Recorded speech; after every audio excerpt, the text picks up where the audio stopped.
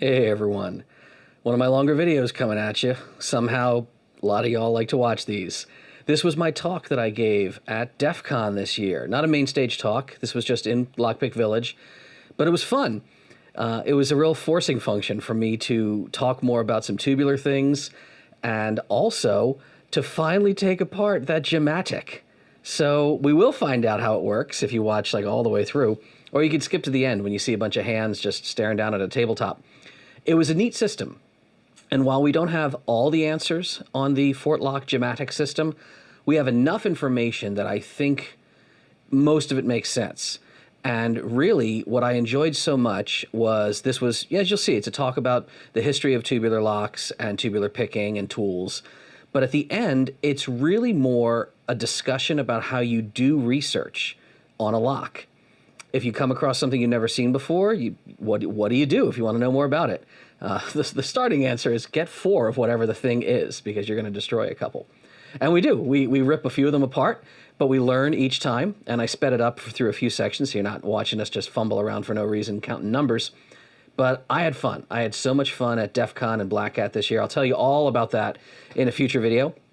I'll give you my recap, my thoughts on everything. It was an amazing time this summer. No, I do not have COVID. Some people got COVID. If you got COVID, I hope you're resting up. I hope you told others who you saw or hugged or hung out with or slept with or whatever y'all did. But I'm okay. I'm healthy. I'm home. I'm happy. And man, everyone who came by Red Team Alliance that night on Thursday was unbelievably cool. We had an under the door tool contest. People, if y'all won any of those prizes, we'll get in touch with you. We also had the big drawings and giveaways. It was so much fun to see everybody. Again, this is not my DEF CON recap video, but it was great being out there. I'll be in Vegas a lot more often now with classes that we're running. So if you're in town or if you want to visit town, hit me up. I'll get to a nice steak dinner. Steak Con was baller. All right. Future video, going to summarize Black Hat, DEF CON, and everything else. This one, totally all about tubular locks coming at you. Enjoy. Hello, welcome to the TOOOL Lockpick Village. Thank you all for coming by. I have a feeling there is someone specific you are here to see. A man who probably needs more introduction and was very kind in making some time for us and throwing together a tubular lock talk. Very last minute, I asked him for this, so it was very much appreciated. We have Deviant. Give it up!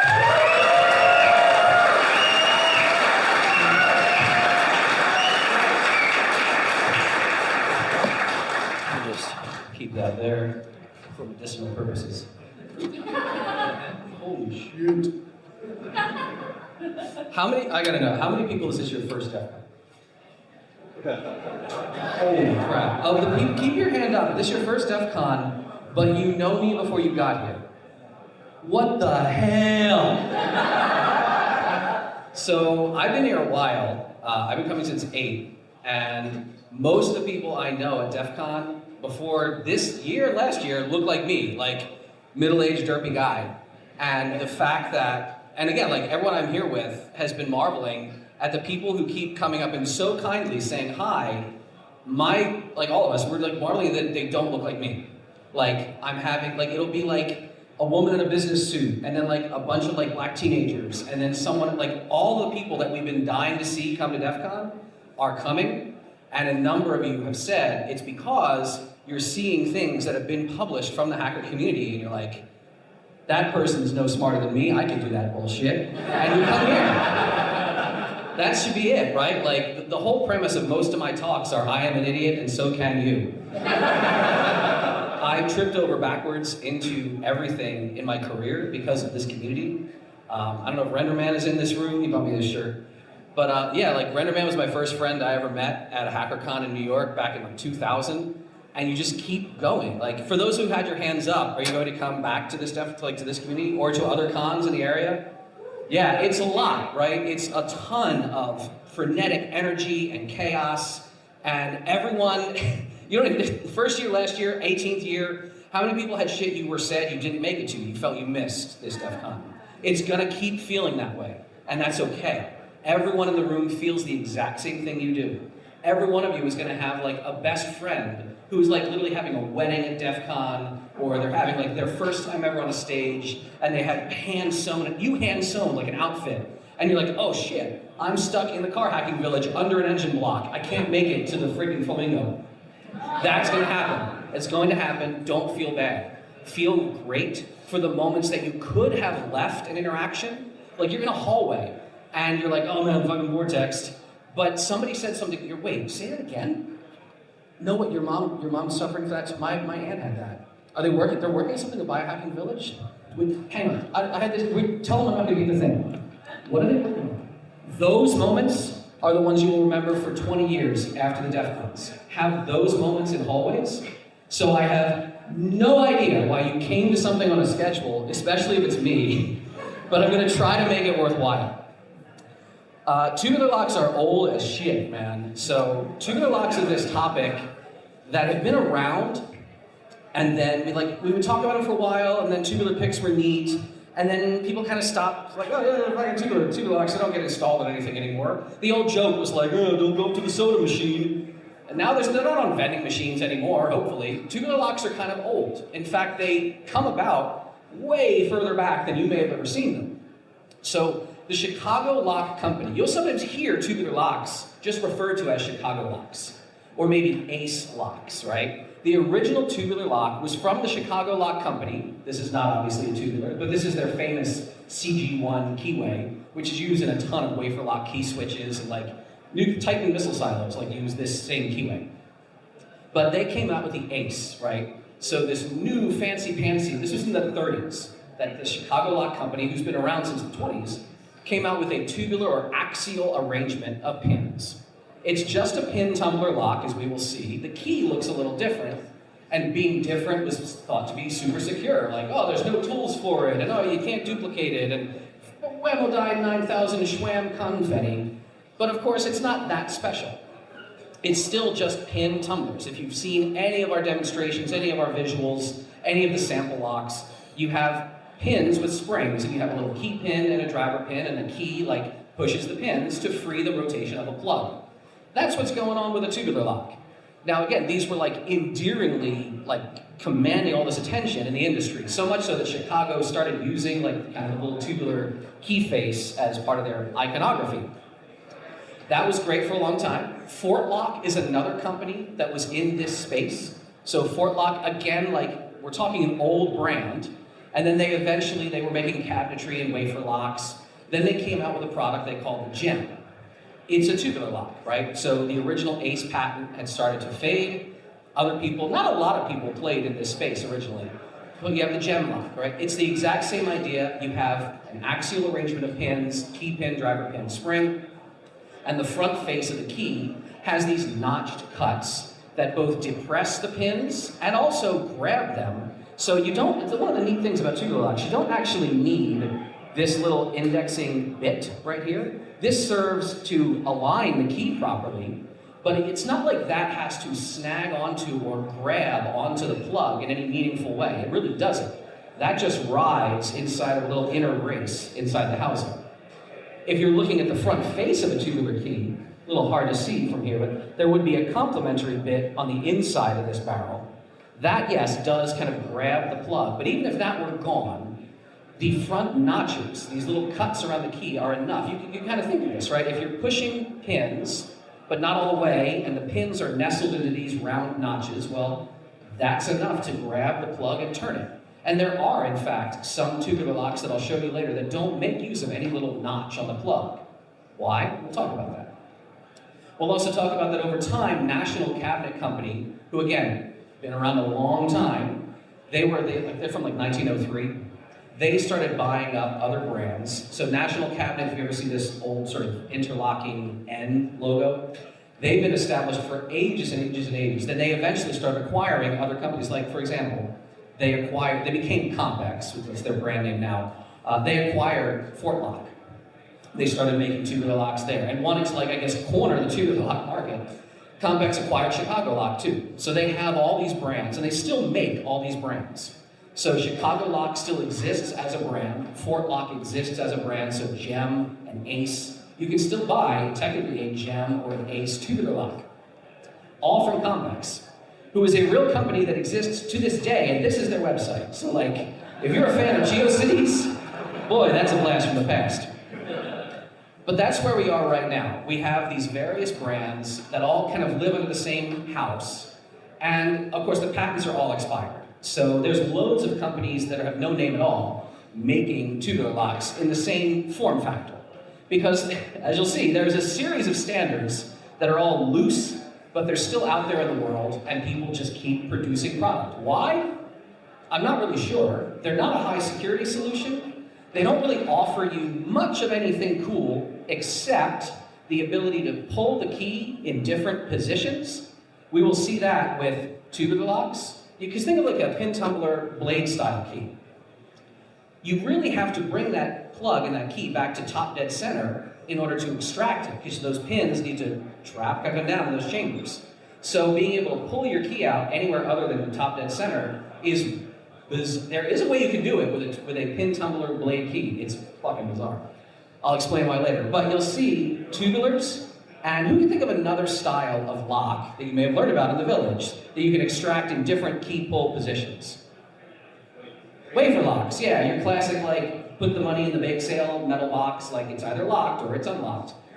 The fact that you can extract keys in different positions makes these kind of locks very well suited to industrial switching designs, which when we look at these, I've seen from the field, there's one specific space that always keeps using tubular locks. You'll see why.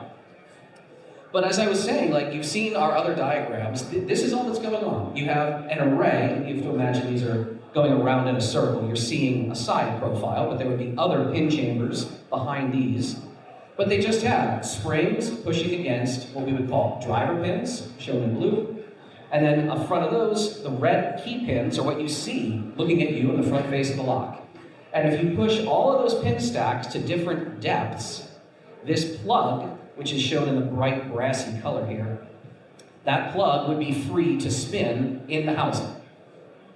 So, knowing that, and knowing that the actual mechanism itself doesn't have a lot of bells and whistles and fanciness, has anybody here ever tried, not using a special tool, has anyone ever tried using manual tools only to pick a tubular lock? There's some hands, there's more, like that's pretty good, that's maybe 10% of the room. So this is, you can tell me whose hands these are, you don't know. That's LPL, that's Lockpicking Lawyer. And he's actually picking one of the original kryptonite bike locks, which from their inception made use of the tubular style key, again, to like look different and be cool.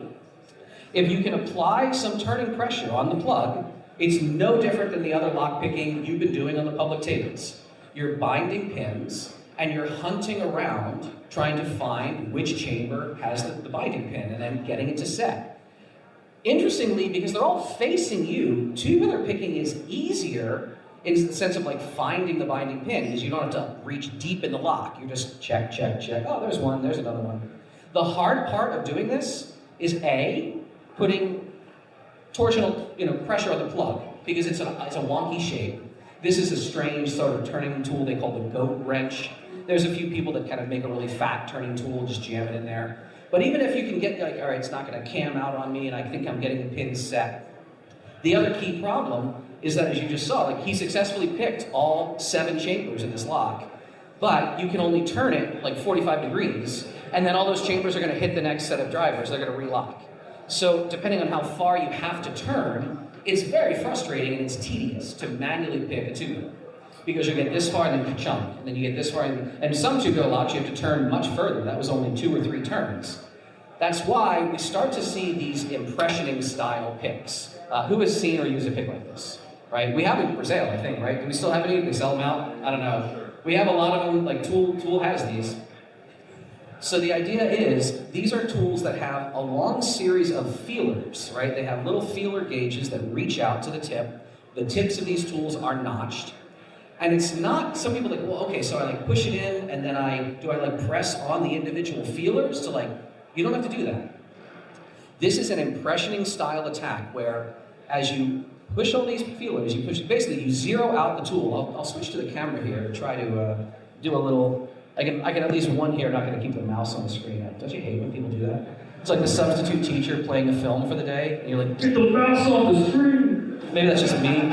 I shout at my business partners all the time. So if you've never tried one of these, and again, got them over in the tool shop, you have a few pieces on this tool, right? This ring is just used to provide stiffness adjustment for these feelers. How does that work? Well, we won't have to get way into it in a one-handed manner, but I'll try. This ring clamps down on a sliding bit right here, and underneath that slider bit, shout it at me, that's not clear. That's a smoking camera, that's nice. We have a series of little rubber O-rings down inside this collar. So imagine, the more you push down on this sliding ring, the more those little rubber O-rings are going to sandwich and squeeze outward, because they got to squeeze somewhere, and that will put stiffness and pressure on the feelers. But again, it's not like I'm going to stick this in and then start playing this game. If you've never done this before, let me tighten her down a little more. All of these feelers, you can essentially reset them all forward. In fact, I'm pushing them way farther than they could ever exist in the real world, right? Press onto a flat surface. This is essentially like a blank key at this point. Then, if I jam this in the lock, and you're like, well, that's a blank key, what does that really help me to do? You'll see a video in a minute. If I start rocking this tool side to side, not like swinging it around, but axially, just like turn, turn, turn, turn, turn. The pins that are binding, you can almost imagine this. You've seen our diagrams. When pins are binding, they're kind of doing this number, right? The pins that are binding and jamming are going to impart a little bit of movement and force on those feelers. Those feelers under the binding pin stacks are going to start walking kind of down a little bit in their chambers. But they're only going to walk down until they're at the right height, the height the proper key would have pushed them anyway, because at that position, there's no binding. The pins are just kind of sliding across at the shear line. So that means, in a perfect world, when you use a pick like this, those feelers should walk back in each position to the correct depth, but no further, until they're all pushed back properly, at which point, not only will the plug turn, but it'll just completely turn. There's no get stuck at the next position, because you now have essentially made a fake key. There we are. And as we'll see later, you can then measure this tool. You can use these values to reproduce the actual proper key if you want to cut out of metal and reliably use it. Trying to use this forever as a key is not perfect. In fact, what we tell people in class, we run a lot of trainings, right? We say, the moment you think you get it to turn, just stop what you're doing, pull it out, and crank down on that stiffness ring, because you don't want any more adjustments. And how you adjust that stiffness ring also, everything's a trade-off in lockpicking.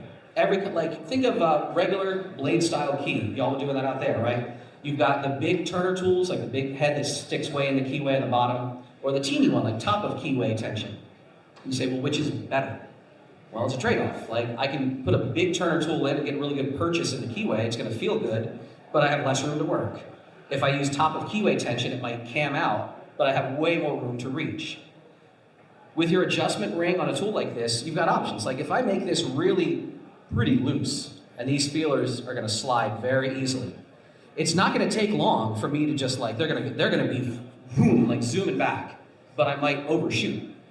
And if you overshoot, well, oh damn, you can compensate for that. You pull it out, you're like, oh Christ, a couple of these are way down there. Let me reset those. Or if you're like, all right, this is not working, let me get it really tight. Well, now the feelers aren't going to move at all. It's a balancing act, and every lock is a little different. My rule of thumb, I'll show you on camera, is essentially go as tight as I can using one finger on the ring. You'll see what I mean, and then I'll go a quarter turn more. So, if I'm just literally using a single finger here, I'm just going to go like this. Thank you. I'm going to go just kind of one finger over here, just turn. That's about as far as I can meaningfully get it with one finger. Go a quarter turn more. Start there as a baseline. And then use that same kind of option. You go in, try, you pull it out. If none of your feelers have moved, I guess this lock needs a little more looseness. If you do that for a while, and then, I don't know if you can see this, half your feelers are way knocked out to oblivion, you're like, boy, this lock needs a little more stiffness. Every lock's a little different. Having a tubular pick in your kit is the only reliable way to tackle a lot of tubular picking, in a way that's not a complete pain in the ass. So I get they're a little bit expensive, they're big, I get it. But having one around, it's a nice thing to pick up. Oh, the fact that they're big, they don't all have to be. Is Rubber Band here? I don't know if Rubber Band's around. He's around somewhere.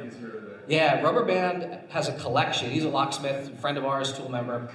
He has a collection of old equipment, right? And he has tubular picks that go way back, right? Because tubular locks have been around since the 30s. Imagine 1933, like the first tubular pick. It's probably like 1934. So he has older picks that were these really small form factors.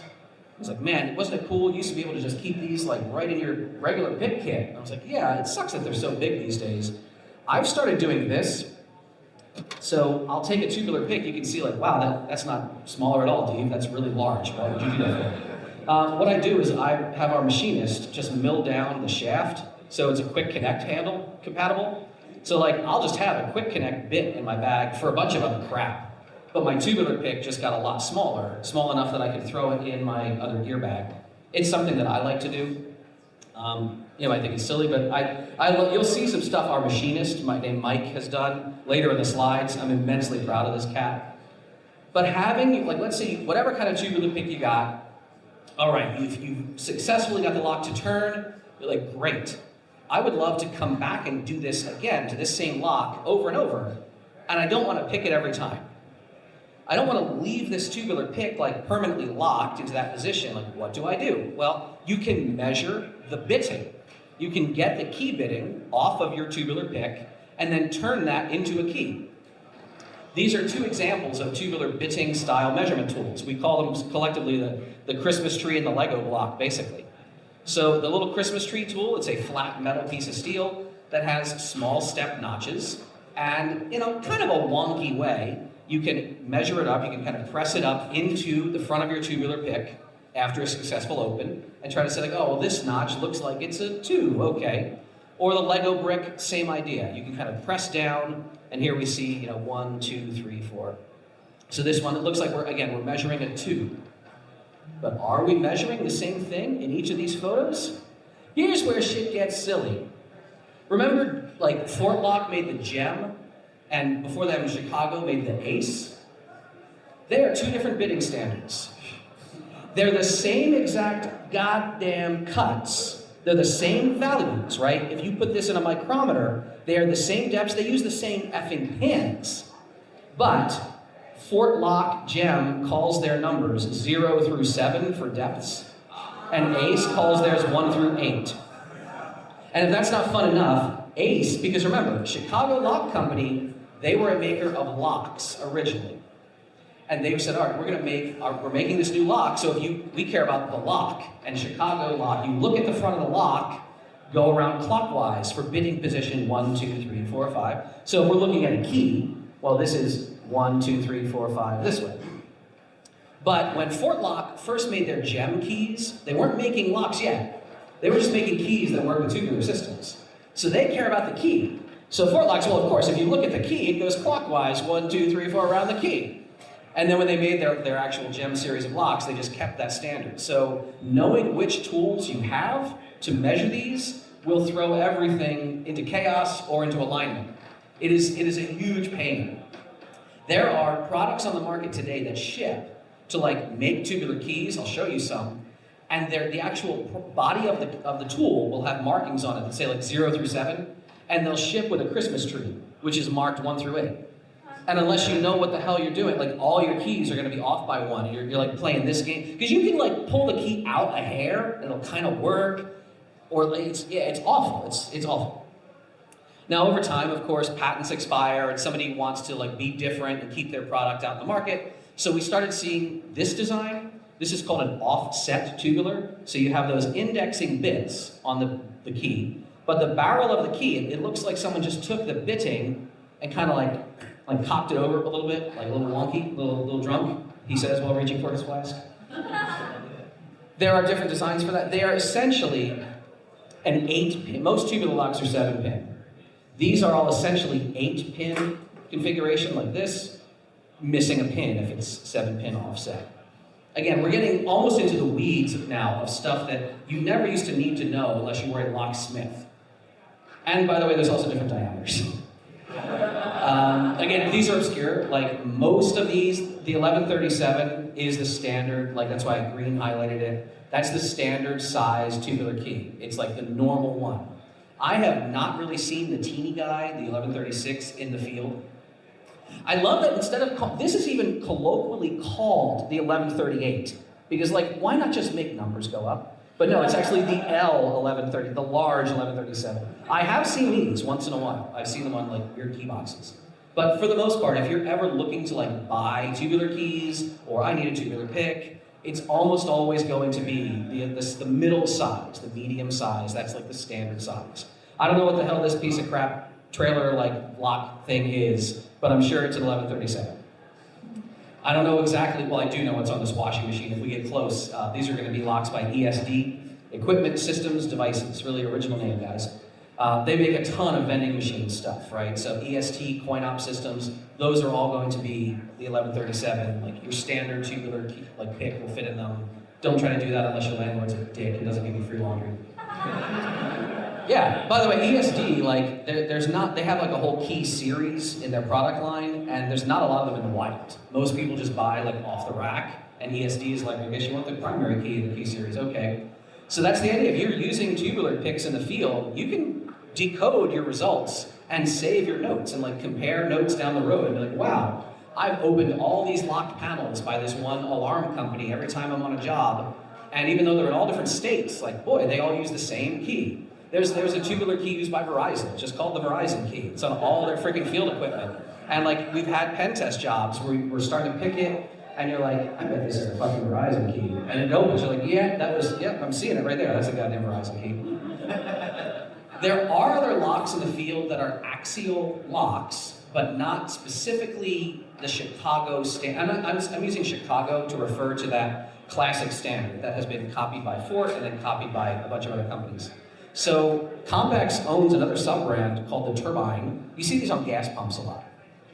You can see there's no indexing notch on the plug, and there's no single large drop notch out here. Like there's a series of these weird drop notches out here.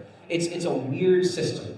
Your picks, you can pick a turbine with some of these picks. You have to remove the center pin, you have to fiddle about a whole bunch. We're not really going to dig into that in this talk. Also, Supra. Supra makes a bunch of lock boxes. Supra makes a lot of stuff. They make key boxes and lock boxes. They have an axial that they call the Supra C. This is a wafer system. It's actually very close to a historical lock from England called the Brahma, which was the subject of this fascinating super lockpick challenge at the World's Fair in England. It's the great exhibition. The great exhibition in the big glass giant building. You don't know your British history, it's an amazing thing. That building started to sink in the ground, it was so heavy. But yeah, like A.C. Hobbs famously beat like the Brahma lock. And that was in the 1850s. So axial designs have been around, but these are not the classic like Chicago ACE style system that we have. So I've said how old a lot of these are, but why do we still like use them? Who remembers why is a tubular lock advantageous in some ways still? Yeah, you can turn the key and pull it out in different positions. So electromechanical switches, or straight up mechanical switches, but really electromechanical key switches in industrial settings, that's where you will still see tubular locks a lot. Who saw me and Howard Payne talk about elevators? Yeah. Right? Like, yeah, there's some hands, right? So elevator security, elevator control systems make use of a lot. That's one of the most common places you will still interact with and see tubular locks in the field. So things like floor cutouts, right? These are not tubular locks here. What kind of locks are these? Shout it out, I can't hear. Wafer locks, exactly. They're advantageous because you can pull the key in the on or off position for these various levels. What kind of facility am I in here?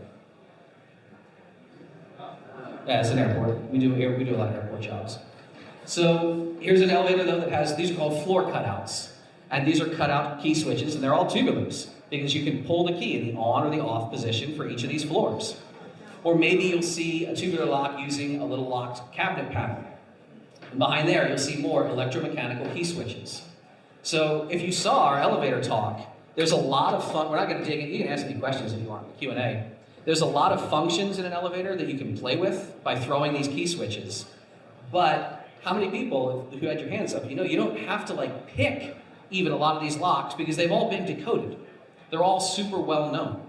Elevator systems are all keyed alike from the manufacturer based on brand. So if we were to talk about one of the most, not every lock, not every elevator will have a lock for like independent service or card, like this one's great, card reader, on, off. You can just turn, like how many people, you want to go upstairs to the party and like, oh, who's got the room keys after 6? I'll signal someone, they'll come down. A lot of elevators will just have a card reader like, off, and then you can just go to any floor. But not every elevator has that. Not every elevator is a hotel. Not every elevator is an airport control tower. But because of code, ever since 1973, all elevators have had to support what special mode for life safety? Fire service mode, yeah. Elevator fire service keys are well known. They have been decoded. They are known in the industry. I'm like, there's people taking pictures of the screen. And they're like, this is information that's out on the internet, right? Like, there are catalogs, there are industry catalogs. You can just purchase elevator fire keys if you have the right credentials. You're not just reaching out to certain brand, be like, hi, I want the elevator keys, please. They'll be like, yeah, jackass, show me your official paperwork. If you're ever curious, like, how do people know which elevator key they need? Even though they're by brand, it's not like your average technician is like, walks into an elevator, it's like, oh, that's a ThyssenKrupp, or that's a Schindler, or that's a Montgomery Kone. Sometimes you'll see installers and service techs write notes to themselves, like which key they need. I can tell you, this is a brand of fixtures in an called Innovation. So Innovation fixtures, they have the EX511, EX512, EX513.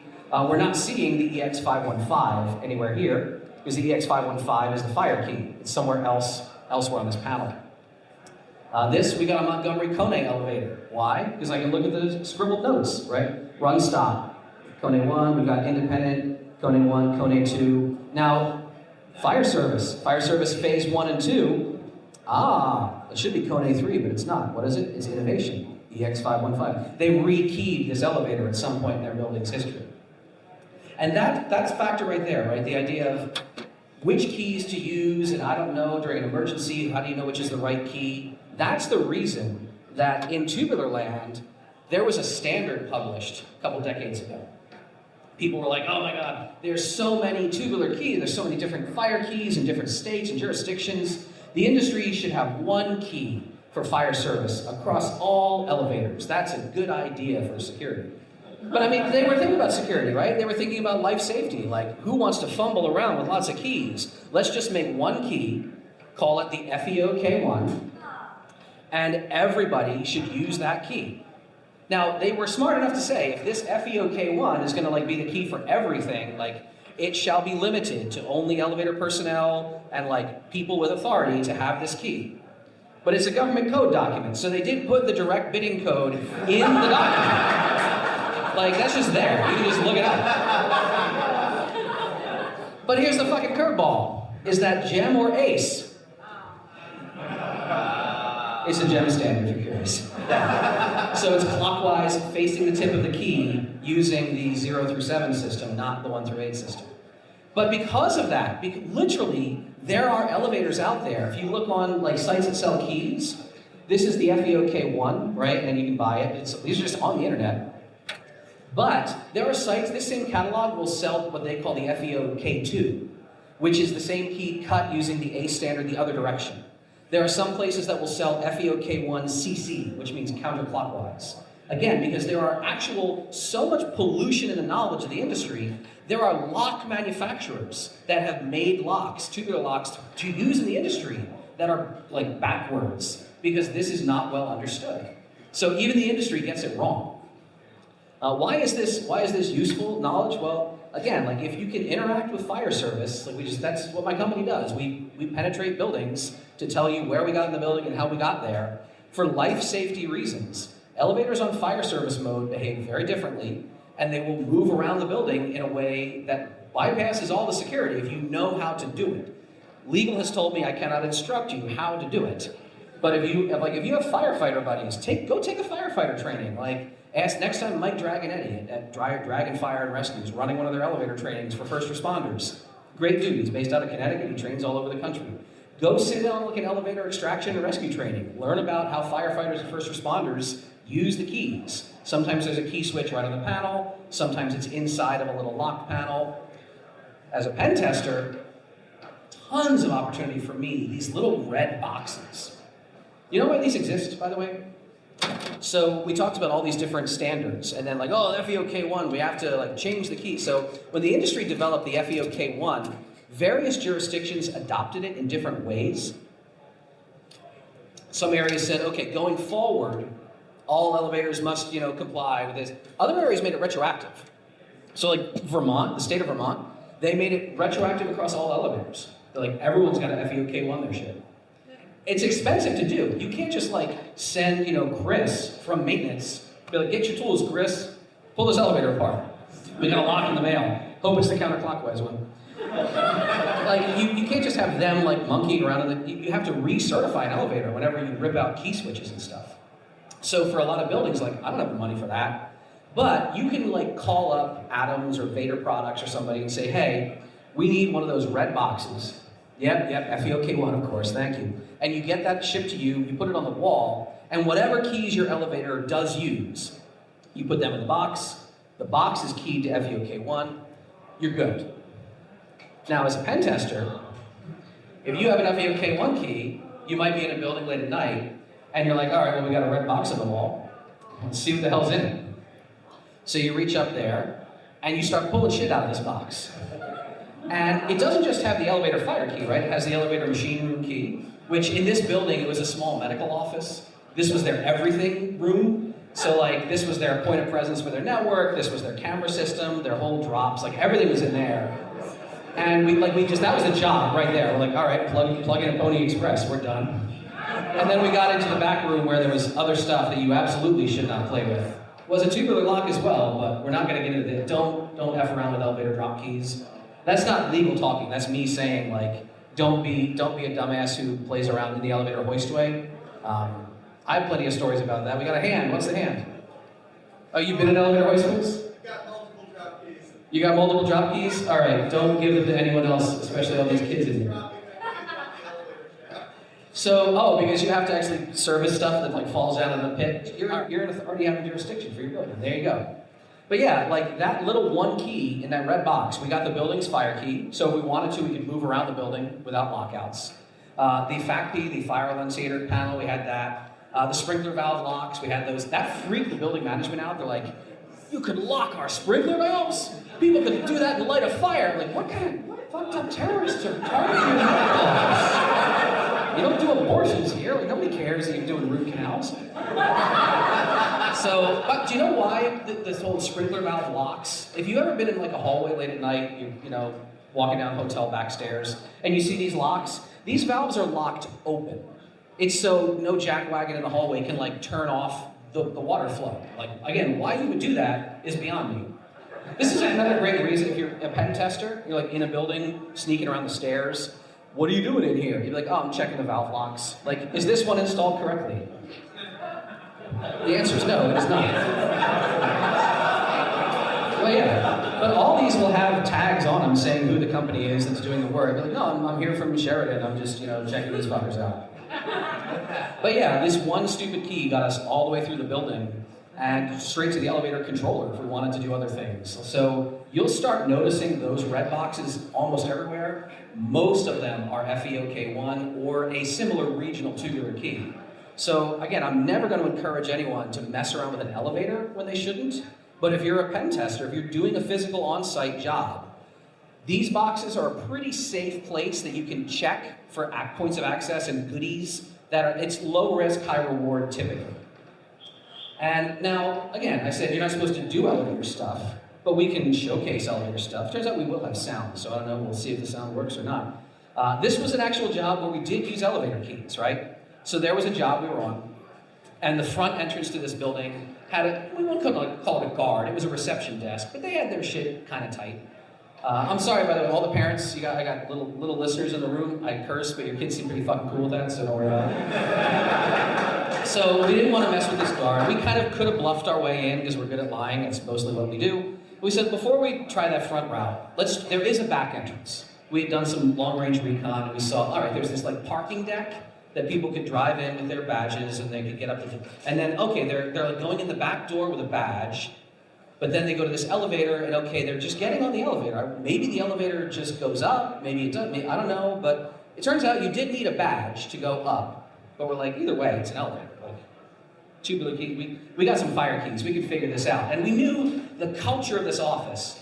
If we popped out on the next floor, once you're in, you're probably in. That's, again, anyone who's ever done a physical on-site, so many buildings. Once you're inside, nobody questions you. You can look like a schlubbo jackass, but you just look like a freaking person working on code, right? You're just like, yeah, I'm in my hoodie and sandals. So you'll see a couple bits of footage here. You'll see the actual camera that caught us, and nobody's watching. And then you'll see we were holding a camera. So again, we started on this parking deck, but you needed a badge to get up. So how do we get, first of all, how do we get up the badge, gate arm, parking deck? Any ideas? Turned off the RVD, ESP. We just walked underneath, because we just didn't take a car. And then if you've been to Physical Security Village, like you'll see we bypassed the lock. Yeah, we got sound. Cool. So this door was locked, but not like, properly. That's it. And now we have an elevator, right? So we've got fire service on this elevator. We could call the elevator, but we couldn't go anywhere in the elevator. We would need a badge. You can see that's not a tubular, by the way. This is in the greater New York area, so it's a New York City key. But something just happened there. It was very rapid. And I'm not going to tell you exactly how we did something, because I don't want you replicating, especially this, because we did it fucking wrong. The elevator got mad. But this elevator is now going up, and the jewel was lit on that panel. This is an elevator running on fire service phase 2 emergency operation. That means no security lockouts. Everything you want to do, this is your elevator at that point. The elevator thinks you are a first responder, so we're like, yeah, we can just blast in. Now again, I said, don't do what Donnie Don't does, because the elevator got unhappy at this point. In fact, I'll tell you the wrong shit so you don't do wrong things, right? Is there a key down here in the hallway anymore? It's not there. The phase 1 key switch wants to be set to on so you can go to phase 2 in the elevator. When you take, it's like programming. Like you open this bracket and this bracket. Well, if you close this bracket, you got to do that before you close this, right? So the elevator saw we were on phase 2. Everything's normal. Emergency thinks there's firefighters in the building. We pull that key out right here. The elevator's like, all right, that sure was a fun time on phase 2. Now we're back on phase 1? No, not on phase 1. Why am I not on phase 1? And the safest thing for an elevator to do, if it doesn't know what's happened, if it's in a weird configuration state, is to just stop. So the doors closed behind us, and the elevator just would not work. And like, we finished our job, we couldn't get down. We're like, all right, I guess we'll go down the stairs. And we're like downstairs trying to phase 1 key switch, none of that shit worked. If any of you watch the IT crowd, you know how we fixed it? Hit that shunt trip, gotta break into the elevator control room and just freaking power cycle, bitch. Yeah, that worked. And it's like, again, it's like super messy. I don't recommend it. But that got us in, right? This elevator was doing what it was told to do. The elevator was told, under these circumstances, someone has a key, go do what that person says. They're an authority first responder. And we've done this this is not we doing it. Well, somebody we work with has done this. So this is a 3-factor reader. This Morpho makes this it's got a Whoopie card, a fingerprint widget, and a pin, because this controls airport clearances between the sterile and unsterile zones. But that fire jewel is lit. Why? Because this super multi-$1,000 multi-factor reader is only one way to move around. The other way is to use a $10 key. BFE-OK1. This is at an airport really close to here right now, right? Now, a lot of my team, we have people we work with that do simulated testing of bringing things into airports. And we have leveraged elevators. We know people who have moved between the street zone, the floor zone, the different controlled zones. Ironically, though, if you check out McCarran on your way out of town, look at your elevators if you get a second. A lot of them, I'm told, because we weren't on a job at McCarran, but we talked to the team at McCarran, this is the same airport. Those aren't tubular keys anymore. Those are Bylock. This is an Australian high security brand. So they ripped out most of their key switches. Now, there's plenty of other airports out there that I'm sure we can test. There's plenty of other places we can do fun things. But in general, I am an idiot, please don't you. There are people who have played with elevators and are dumbasses Like maybe you're some fascist running for the presidency, and you've got some pompous yachts on their team, and they're like, well, we have to get the super gold man up to the floor to use my elevator key. And they got stuck in the goddamn elevator. So like Donnie Dingus, because somebody on his team played with elevator key switches, and they just had to sit there jerking each other off in the elevator waiting for firefighters. Like, don't do dumb shit unless you're, a putz and it makes you look bad and you lose an election and cry about it. So, right, I'm not saying you can never safely use fire keys. We talked about the little red box.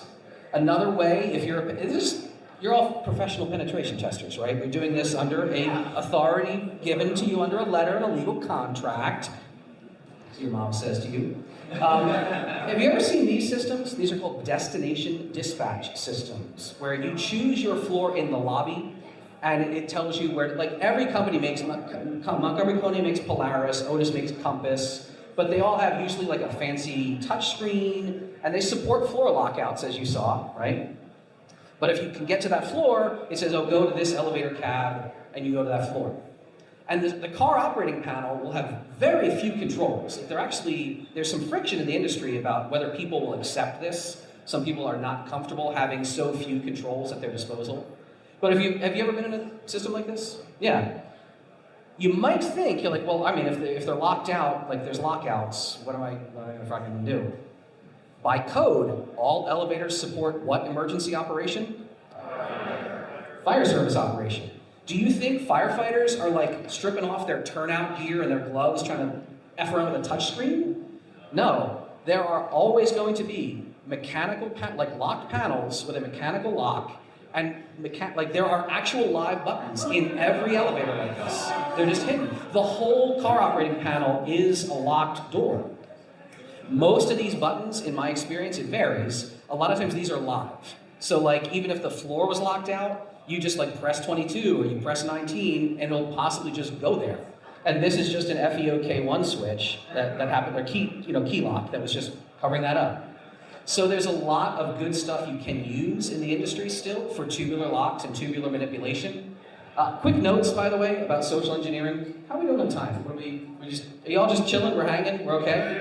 I'm not keeping you from dinner? All right, I'm just gonna keep drinking and talking. So in the whole world, like, why are you messing with that thing? Look like you belong there helps, right? Half of you are laughing, the other half, you'll get it in a second. Hi, you use pets, right? So how do I look like I belong there? And again, like, middle-aged looking derpy white guy, there's a lot of privilege that I can be like, I belong here because I say so, that's America. But just about anyone can dress the part of like a service technician. If you think that you don't look blue collar enough, get yourself, ooh, my battery is low. Yeah.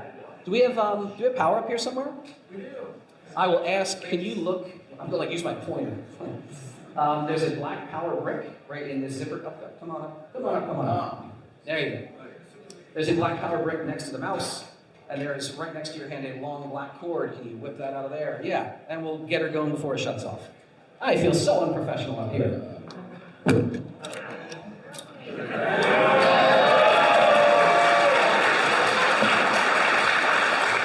Thank you, David. Thank you. Let's see if it likes it. Ooh, you probably pull the white plug out because we don't need Oh, that. yeah. Yeah, fuck that guy. All right, we back? Back to your originally scheduled shenanigans. Cool. So if you're not a kind of burly, roly-poly dingus guy like me, but you look kind of like a little clean-shaven, you're more professional looking, which in this industry we could code as like, maybe you're a slender femme-presenting person or something. You can be a specialized technician. Get yourself a nice polo, get yourself you can kind of scrub it up. Be like, I'm checking out these things. As long as you get the accessories, get the accessories to match that persona. And you dress it up, dress it down. Like literally, I've taken a fire door inspector's class. Like I'm an NFPA fire door inspector. Not because I do this for money, but because I can walk around a building and just check the labeled doors. If someone's like, what are you doing in here? I'll be like, what are y'all doing in here? Because these doors are fucked. If you move this cleat from this this door closer, you gotta put fire caulk in those holes. Like if you jam something in this door to prop it, you violated the integrity of this smoke seal.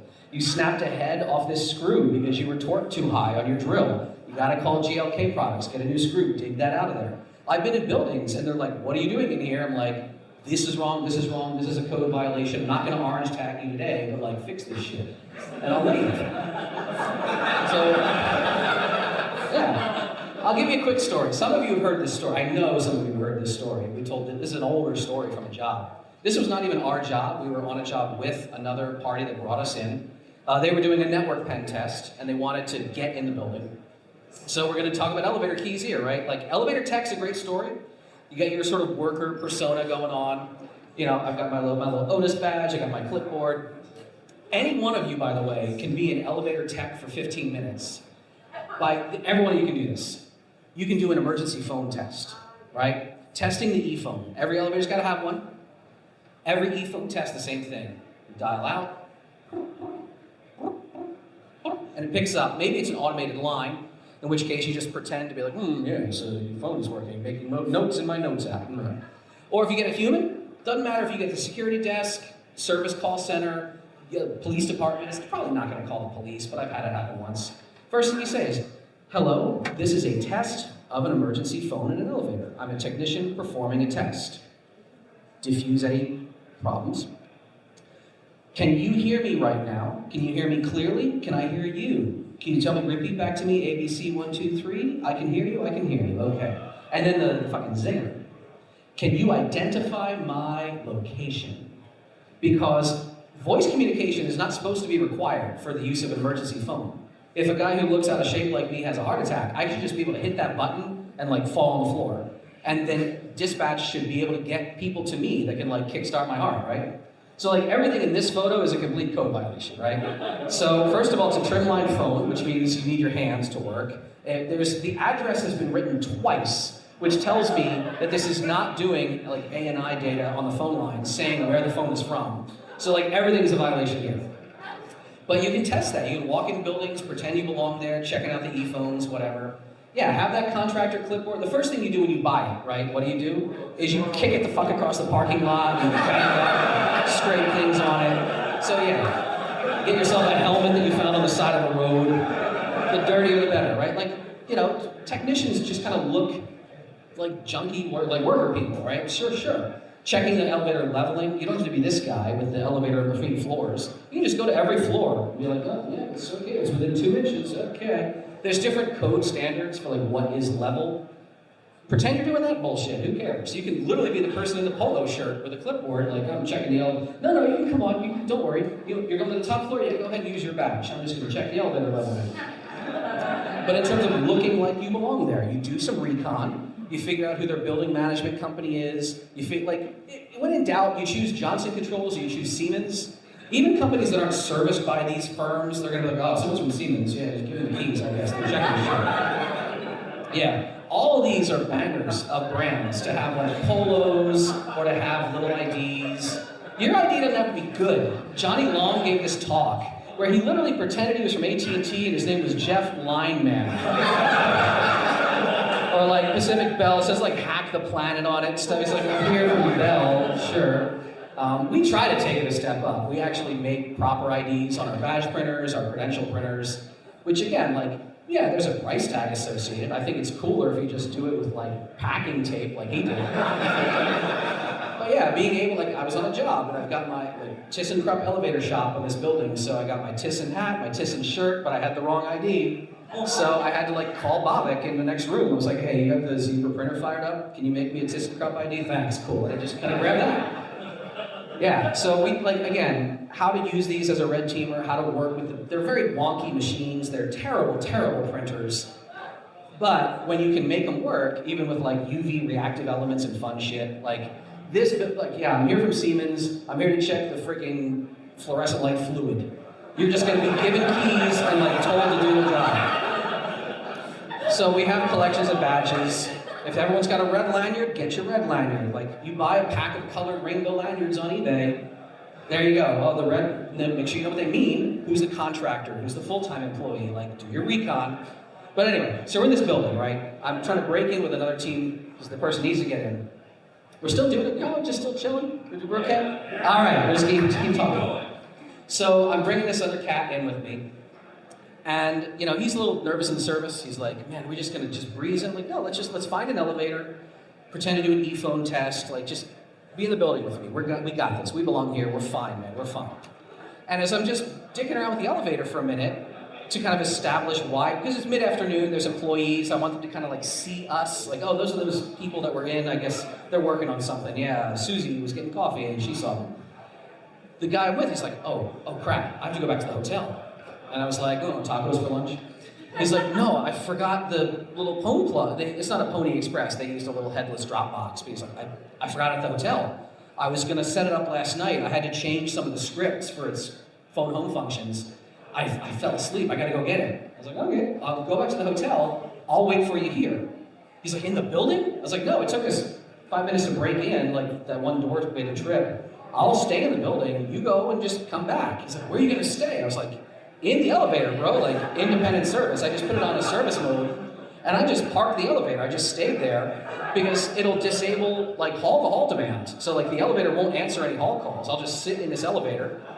This is back when Twitter wasn't fascist shithole. I just sat there like scrolling, just like posting memes and dudes back at the hotel. I'm like, yeah, tell me when you get back. It's all good, take the car keys. So it turns out, this is like, the hotel was 15 minutes away. I figured, give him half an hour, 45. Maybe he actually needs a bathroom. It's like an hour, and I'm like, hey man, are you coming back? Everything okay? Tacos catching up to you? So I'm like, now it's like a 2 hour. Literally, I'm in the elevator so long, I'm like, what is, do you have like a car accident? Or another, like, what happened? So I finally get a message at like 2.5 hours in, because I'm a subcontractor with their firm. I'm getting paid, I'm not that upset. He's like, dude, it's not going well. Not going well? Like, is the car broken? Like, you went to get a thing that was in your room and leave the room. He's like, no, I had to set up those scripts. I'm like, yeah, I should have worked on it last night. So what happened? So he had brought like a USB keyboard that wasn't, it's a little headless computer, right? He's using the in-room TV, and his keyboard wasn't working. So he had to like use on-screen keyboard, and he was like doing this shit in like text file. I was like, damn, that sucks. Glad I'm getting paid $180 an hour. Back to shitting on people on Twitter. So now, just time's going by. Now, then I almost had a heart attack because I heard like on the hoistway doors. And I was like, oh God, am I on camera? Did they finally notice that I'm in here? Like, no, there's no camera. What the fuck is going on? I'm like, oh God, it's like after 5. I mean, so there must be people like Windexing handprints off the hoistway doors or something. It was not the cleaners. It was a guard. But he wasn't looking for me. What happened was, I was in there so long that people were actually complaining that they're like, why is this one elevator on this end? Because it was a single bank elevator, right? When my dude finally came back, and he's like, I'm in the parking lot, just come let me in. I'm like, oh, sure. Elevator back to automatic. And as I get out of the elevator, I turn around, this sign was like, literally, I'm so sorry. We're gonna look into it. Sorry, everyone used the north side of the building elevators. But, I'm like, oh, that kind of sucks.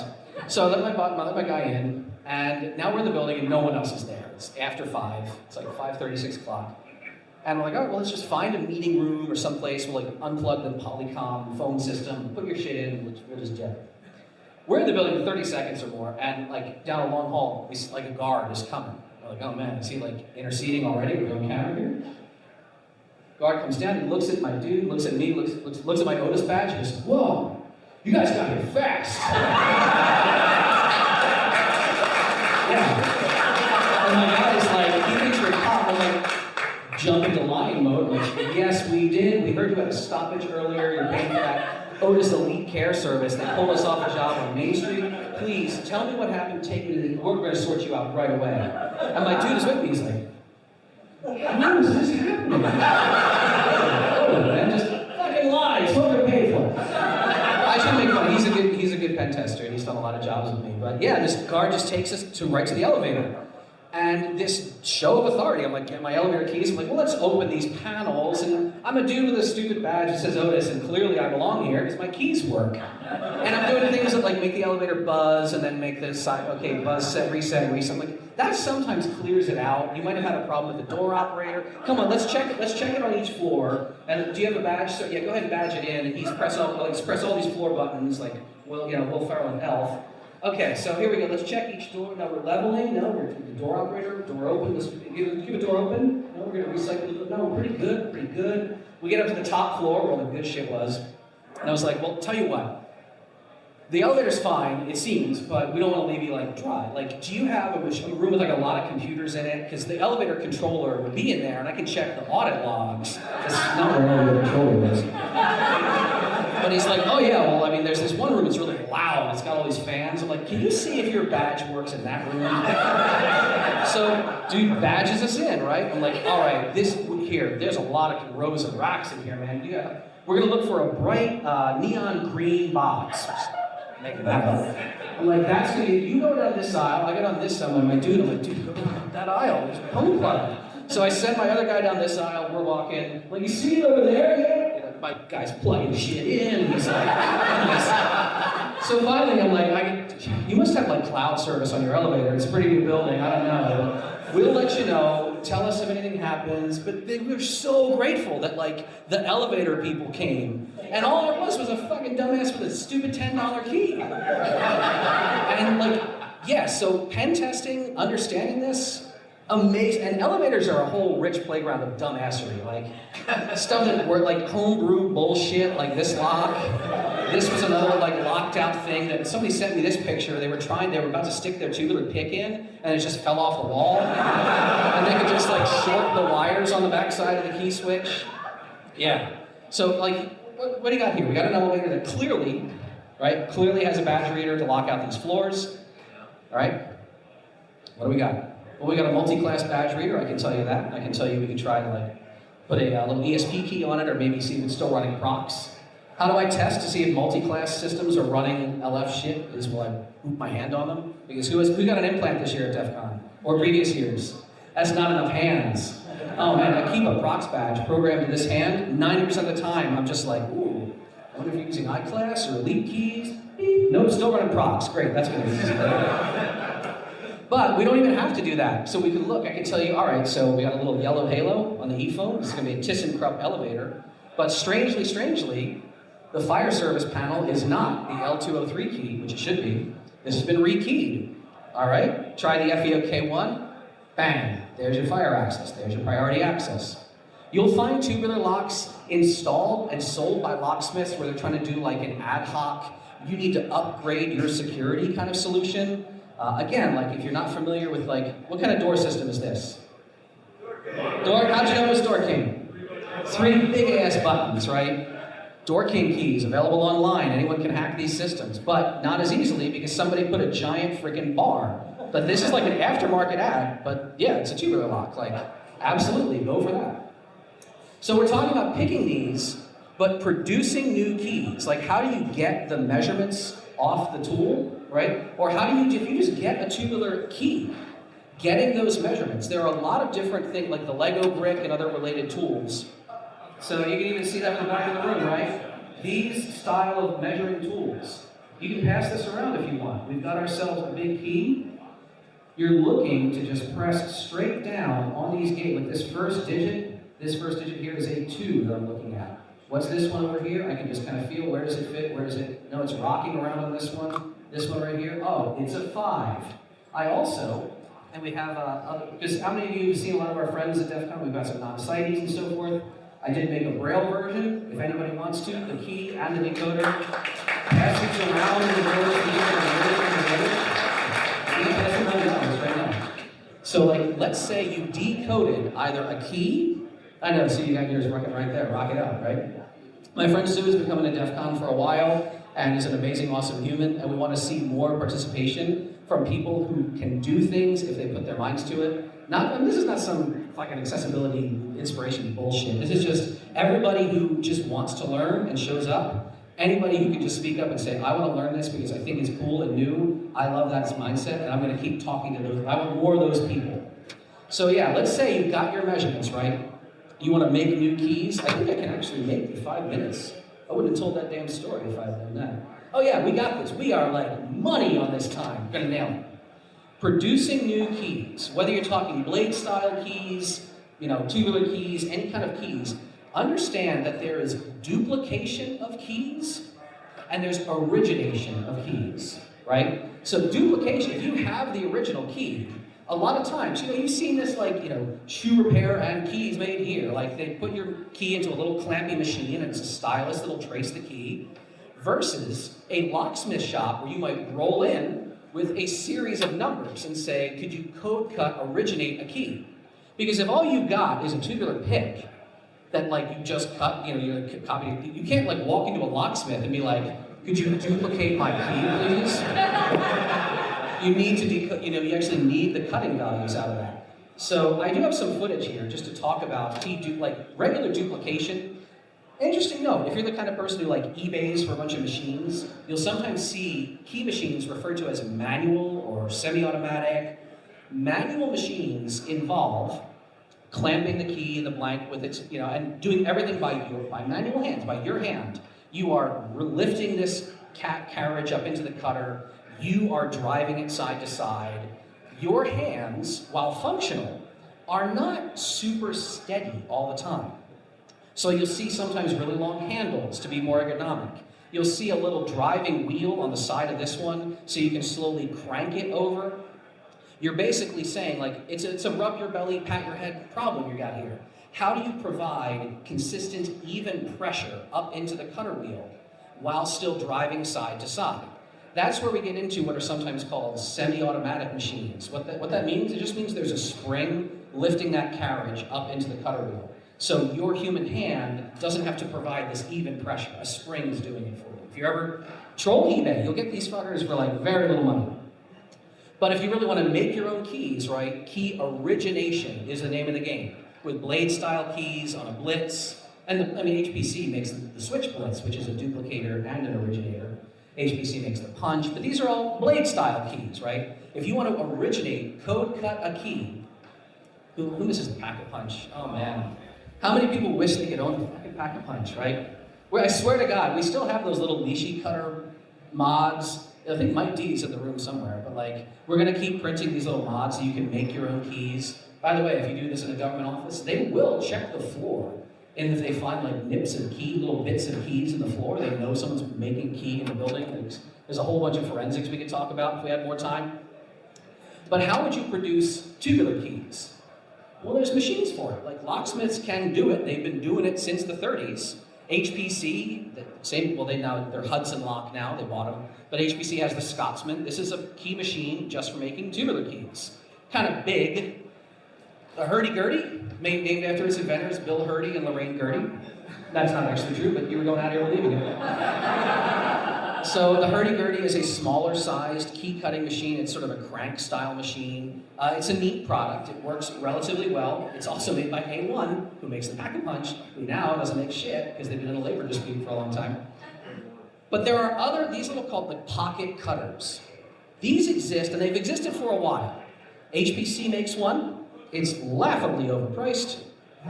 That says $429 fucking dollars. The 420 is how high that price is. Wenxing makes one, Kalon makes one. Again, these are functional, but now we got another problem. These are kind of hot trash. And these are examples of machines that literally come with a gauge that doesn't match the goddamn numbers. The point is, I was really dissatisfied by this. So, kind of like Eli Wallach played Tuco in Good, the Bad, and the Ugly, when he assembles his own revolver from a bunch of other parts, which you can't do as badass as that scene is.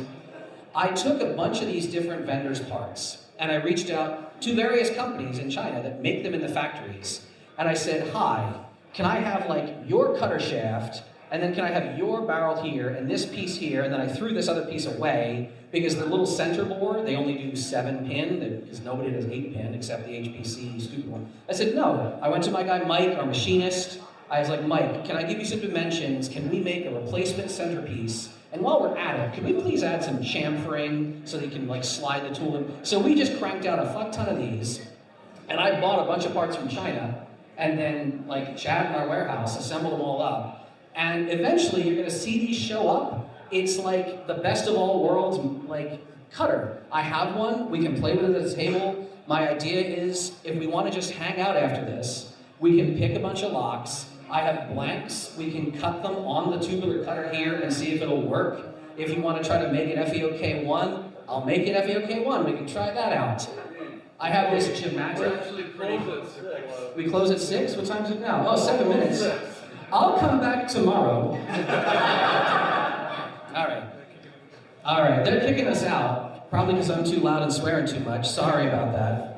But no, I'm gonna chill in the village at some point tomorrow. We're gonna say no earlier than noon, but I'll be around. I'm gonna keep all this stuff up here, and we can just fucking play with shit. I have this weird ass Gematic lock we're gonna take apart. My team like ran all the way home to the office to get a goddamn Dremel, and they're gonna be very angry that we didn't use it today. Maybe I'll shop it up and make a bunch of noise in the last 2 minutes we got. Not on the stage. But yeah, I just wanted y'all to learn about this. I think it's, just because they're old and very deprecated doesn't mean they're gone. And knowing these weird edge case bits of knowledge can serve you well as a hacker, a pen tester, or just a curious teenager who hopefully stays out of jail. Thank you very much for listening.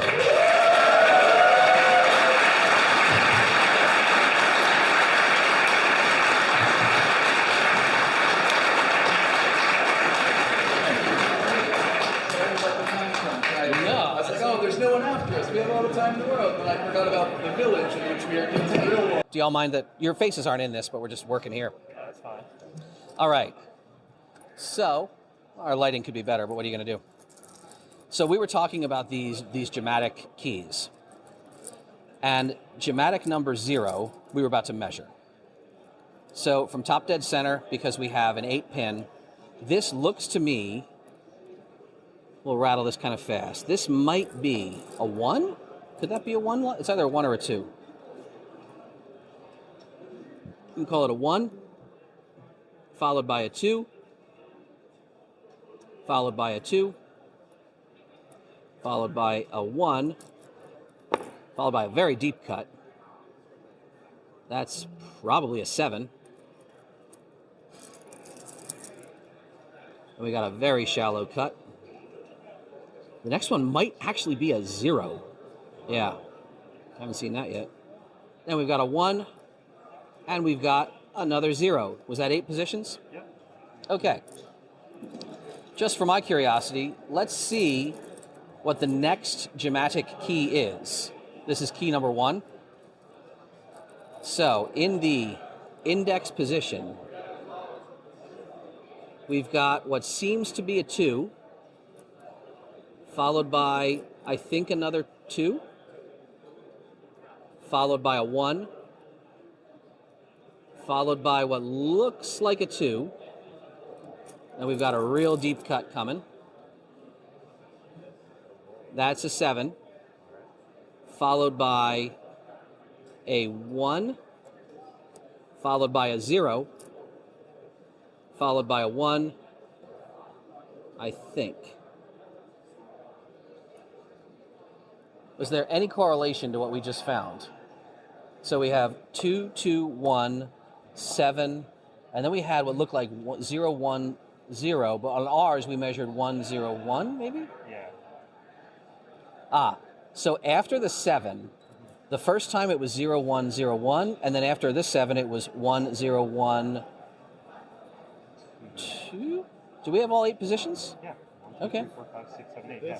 2, 2, 1, 2, 7, 1, 0, 1, and that's 8. This 1, 2, 2, 1 is 1, 2, 2, 1. So do we have the exact same thing? Or are we missing, one of these was a 0 versus a 1, I think. Yeah, Let's then see. it was 7, 7. Thank you for diligently documenting. No problem. And then it would be the first number 7. The first down. set, yeah. We shouldn't have to measure all of these. I'm hoping some kind of pattern will emerge. Say again? This was, what? Do you remember the name of what you gave me? What is it? Yeah, this was a bourbon that, I mean, if we have glasses or some shit, they have water stations around here? Can someone grab a stack of glasses? No, I don't have cups in my bag. I took them out. All right, we're going to try to measure key number 2 Yeah, I got you. and see if anything starts showing up on on our pattern here.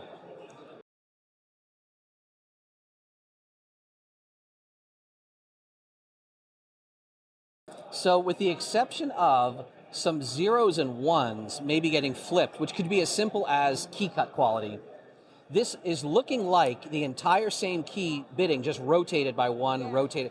Let's take it arbitrarily. Let's jump to like number 5.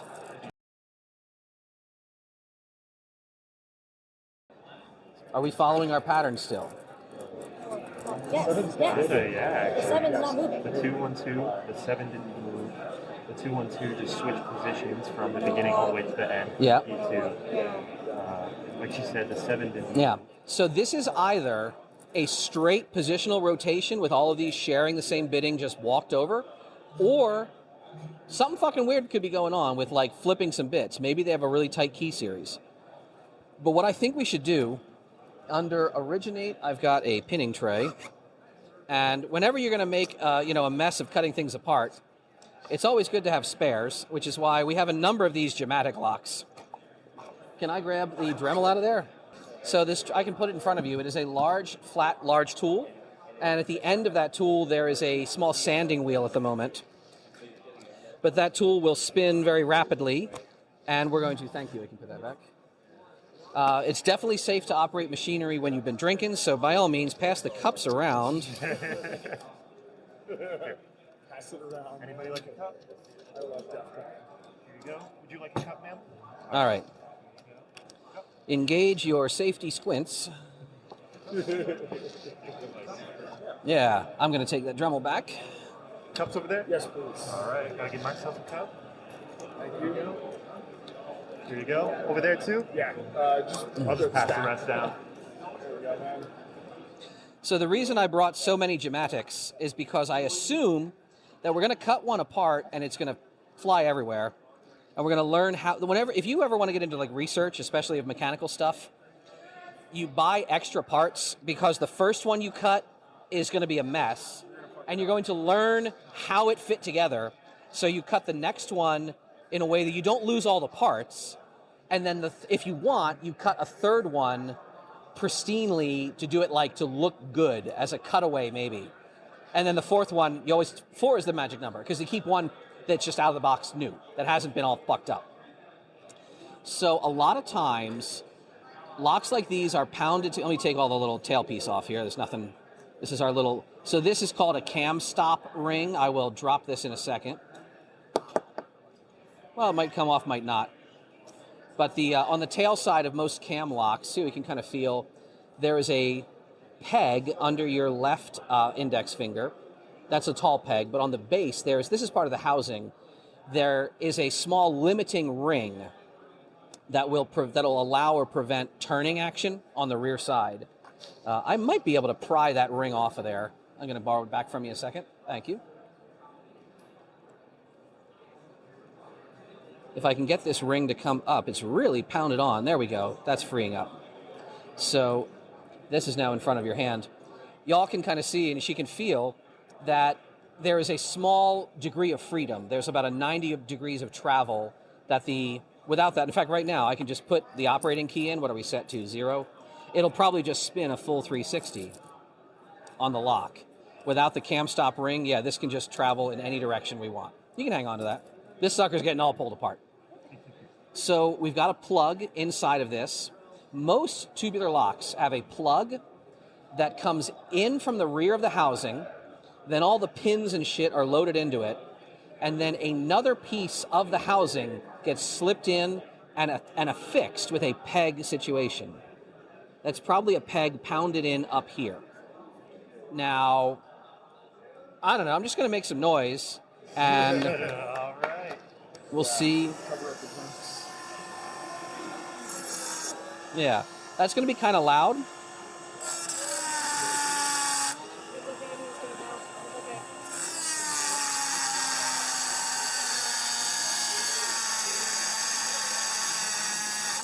and it gets hot really fast. I wish I had, there's no pliers in that box, are there? Oh, yeah, Leatherman.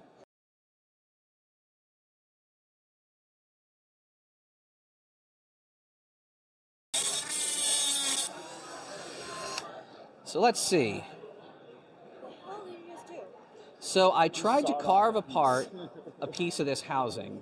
It's going to be really hot. It is very hot at the moment. We're going to let that sit still for a minute. Was this mine? Yep, that is yours. Hardly any metal in there at all. Sander that he used. Yeah. So let's see here. Normally this whole back would just start to come off.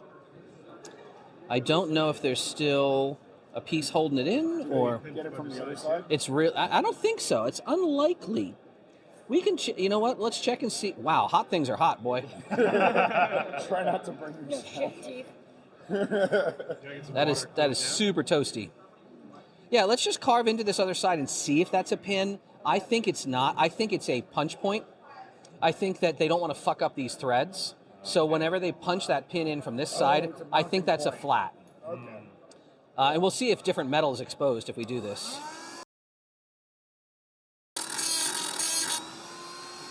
There's some other metal in there. In fact, you can grab some of the ones that are, well, these have got a shaft around them, but yeah, you can see This guy, it is that, and not on the other side. yeah, and this one doesn't have it on the other side.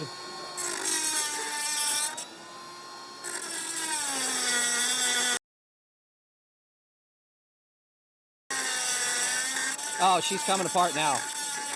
You can actually see it's wobbling around. Something's coming loose. Something's coming loose. No one has a second pair of pliers, do they? I do. All right. This is DEFCON. I'm sure everyone has that. I love the dust like holes on the table there. Beautiful. It looks like a star. Aha. Okay.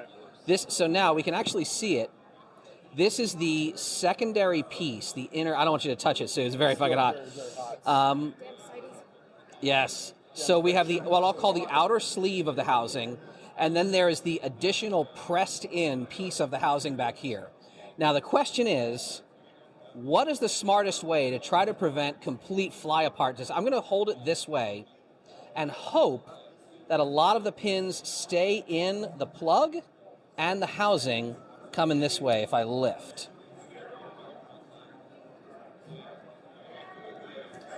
Oh, slipped out of there.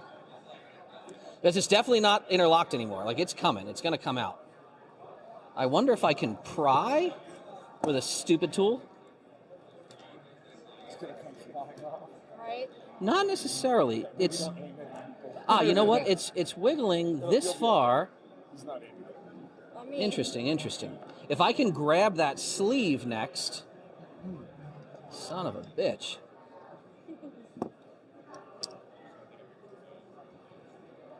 So that's the sleeve that am I holding the sleeve? No, I got part of the housing there. Hang on. Well, it is the housing still, but... All right, I'm only grabbing the sleeve now. Now, in theory, I should be able to pry up. It's coming some more. All right, the sleeve is exposing some more. And it's getting cooler each time I let it sit, so... What is Thermal still... expansion. Maybe.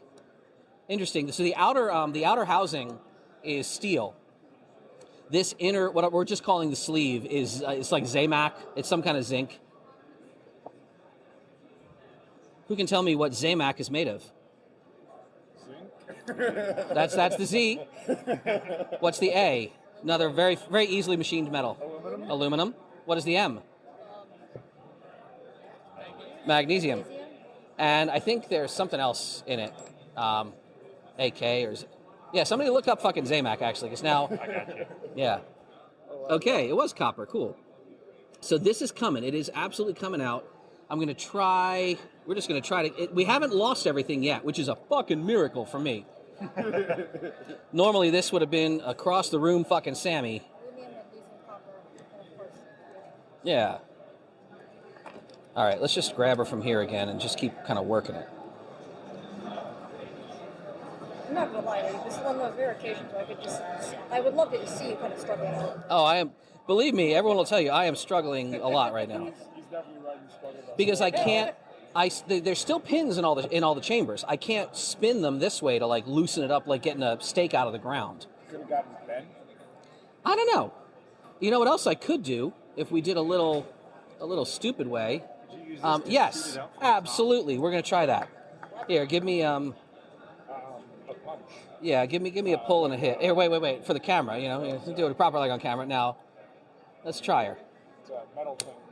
That got a little something. Oh. All right, Pins are out. got a little enhanced. So we did lose a lot of those pins. Or did we? Are some still in the plug? No, they went on the floor, definitely. Damn. It exploded. There's some So we got some. springs everywhere, too. Do a quick look around. How many pins and springs y'all see? Sorry, Sue. And it's interesting that this will not come any. Why will this not come out any further? I want. Yes, it's a little warm, but it's not too bad. So we've got some of these like blackened, almost these blackened pins. You got little. All right. So what is that, John? That might have been. I might have cut into one of the pins. I love that punch. That was supremely enhanced. Yeah, this thing could come out further. Interesting. So we've got a series of pins. Yeah, it definitely wants to come out.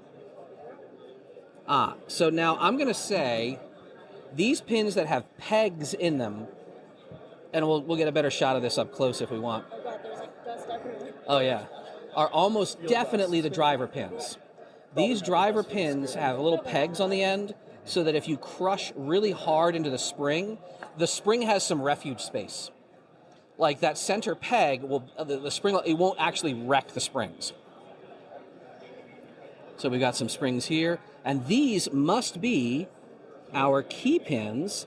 I was expecting to see some sort of like mastering pin situation, because let's think this through. Here's one of your driver springs. Oh, thank you. Magnetized to the back of the Oh, awesome! I love it.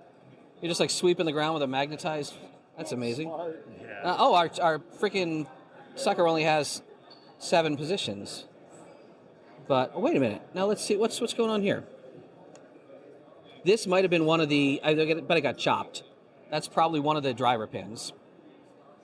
So we've got a mix of materials on our key pins. I'm not sure why, or maybe these are just really filthy from the cutting action. No, these are different metal. That's probably going to be for anti-drill resistance, if I had to bet. And if we wanted to, we almost looks like we have all the key pins. Can I see originate? I think there's a caliper in there, right? Normally I would do this in millimeters because that's more precise in my world, but because most tubular locks have intervals of 15 thou, I'm going to do this in inches. If we can just knock these in a list. So we've got 0.2815.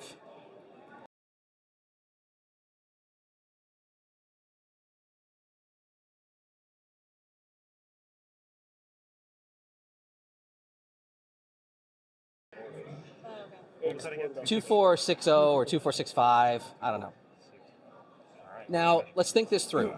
The deepest cut was that 7, right? Are any of those values like way longer, bigger value than it, like one value that stands alone away from all the others? We got That 2810 yeah, that's and 281, but we have a 2815 as well. We have another 2815. That's interesting. That is interesting. And then these two are 5 away from one another. These two are 10 away from one another. Yeah. So this is, and again, like I'm gonna cut another one open. But like this is what you start. So I'm pretty sure with all of our powers combined, lubed as we are, we would have found mastering pins if they existed. Let's assume that no such mastering exists, and that the only thing we're doing when I'm going to try to pull this apart some more. Maybe they're pins inside of there still. I don't think they are, Because if they were that small, they would have flown out when the other key pins all came out. Oh, here we go. We're coming out now. So this was a temperature thing. I also bet that they press this in and they probably cut the threads maybe after this is done being assembled. No, I don't know, because the threading can make it a little bit bigger. So what do we got here? We've got an indexing notch. So when you are using, there's our keys. This is a pile of dust-ass keys. If you are using this lock at the index notch, does that seem to matter? No, the index notch can go in anywhere. That doesn't matter. Because, right, if it's set to like 4, this would be down here. You'd be putting your 4 key in like this. If all of those pins to be free spinning just need to be moved, I am so... We're going to have to cut some more shit open. But this is how research works. Like, you get a dumbass idea, then you sketch it, and then you like try to dig in and see what blows up in your face. And then I hope the main lesson that everyone has here today is protect your eyes and ears, because my eyes are not great and my ears have been shot to hell by muzzle reports. But also buy like 4 of the thing you want to research, because you're going to wreck one of them. And then the next one, you know what? We're going to try the next one in the few minutes we got left and see if we can take it out without destroying it. I also want to see this. So this is our housing, right? The expansion sleeve, we were calling it. This is so weird. This is clearly, I'm going to look down inside of this. What are you seeing, Dave? So we were curious about whether there is a peg pressed in from both sides. And I still don't know if there is. There's clearly something on one side. This is very much, we see a channel, something is gone and carved away. This other side, for whatever reason, has a color. I don't know if like Zamac changes its color when it's put under pressure, if the copper like pops. That doesn't make sense to me. I wouldn't expect that. I wouldn't expect that. No, this is a peg, and I can tell you why. I'll pass this around. Absolutely a peg. The thermal stress expanding on that. You can see teeth. Whatever that peg is being pressed into a hole that has teeth coming in from the sides. It'll be obturating the copper basically. So yeah, or no, obturating is an outward expansion, but yes, you would be plastically deforming that copper on the way in, possibly even shearing some of it off during the press process. So I don't know. Where's another Gematic? One of these bags? All right. Let's look at one that's not all fucked to hell yet. And it's also fun. Let's actually see if I'm grabbing the keys from the first one. I wonder if they're all keyed alike or not. They are not. So we're going to keep those separate. Does anyone have a Sharpie? My bag might have a Sharpie on the outside of it. Yes. Okay. Steve's Mary Poppins bags.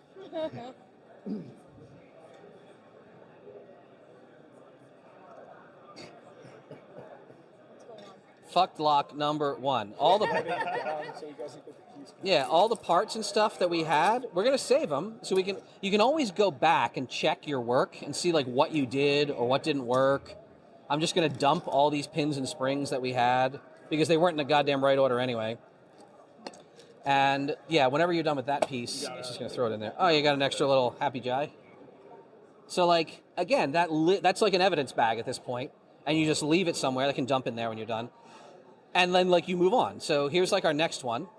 And thank you to whoever had a Leatherman. You're tracking your tools. Okay. All right. So here's another Gematic. Hey, Dave, can I Yeah. see that before you, Oh. drive it to hell? Yes, you may. So this is a non-destroyed one. Yeah. And this time, when we cut it up, we're going to try to not let it blow all the way apart. Thank you. Is it possible we cut the 7? Maybe. So, you know what? I'm going to bet you anything that if we had some vinegar and dropped it in this hole, it would fizz. I bet we're seeing zinc through there. Remember my theory of like, you don't want to pound on the threads. I bet you a supporting punch goes through this, and this side is where a copper peg is pounded in. I bet this is the side we have to take off. All right, we're going to try that with my safety enhanced eyewear. Oh man, did we finish this? Yep. Sad panda. That's all right. I got a bottle in my room or in somebody's room. It's back in my room actually. I'll just get you another bottle. No, like someone else should. You're all right. I should be getting everyone else. But, all right. Just get you a bottle. That's All right. Eyes and ears. fidget it. We still recording? This is documenting this bullshit for posterity. Half an hour in. Watch your eyes, everyone.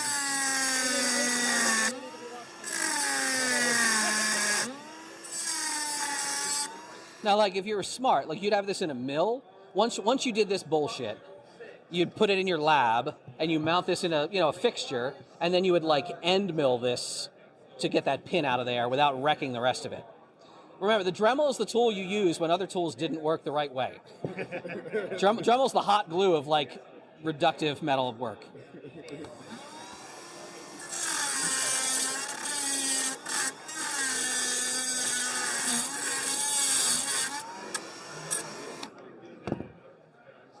Where do we have the other pliers?